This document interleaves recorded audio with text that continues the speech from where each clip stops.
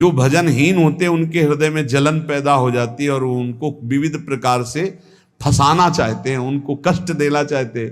तो कबीरदास जी के यश को धूमिल करने के लिए कुछ ब्राह्मणों ने एक रचना रची, मुड़ मुड़ा के कबीरदास जी के शिष्य बन करके पूरी काशी के सब आश्रमों में निमंत्रण दे आए। कल भंडारा है, संत सेवा है, सबने स्वीकार किया। कबीरदास जी अपनी दिनचर्या करके निकले तो संत मंडली आने लगी। बोले कै बजे सेवा है? साधु सेवा। बोले कौन सी साधु सेवा? बोले कल आपके शिष्यजन निमंत्रण दे के आए, पूरी काशी के सब संत आ रहे हैं। कबीरदास जी ने कहा यहाँ तो एक की भी व्यवस्था नहीं, पूरी काशी के संत आ रहे। अच्छा, समझ में आ रहा है, लीला बिहारी तुम लीला करना चाहते हो। गए अपना निकल गए गंगा किनारे, एक झाऊ के नीचे बैठकर अपना भजन ध्यान में मगन है। 11-12 बजे तो उन्होंने देखा संतों की मंडली, अब काशी तो बहुत।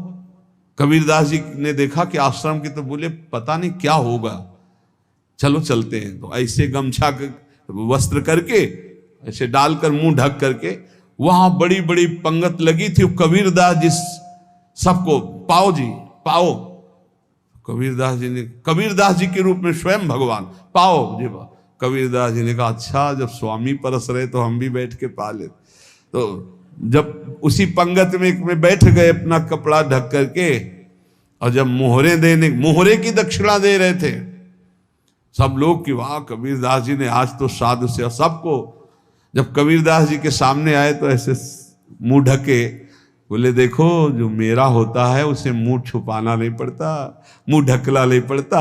लो दक्षिणा, तुम भी दक्षिणा लो। कबीरदास जी को कबीरदास जी दक्षिणा दे रहे, और वो कबीरदास जी है भगवान, और ये पाले वाले कबीरदास जी है भगवान के जन।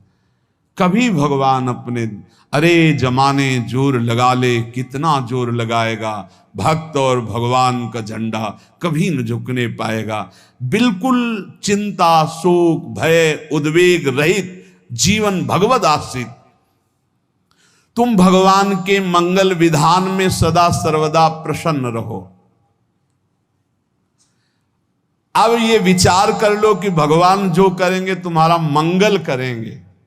अब थोड़ा ऐसा बीच में लगता है कि अमंगल हो रहा है क्या, लेकिन पक्का समझो बहुत बड़ा मंगल उनका विधान होता है। बहुत ही उत्तम मंगल होता है भगवान के शरणागत का। भगवान हमारे विचारों वाले नहीं हैं।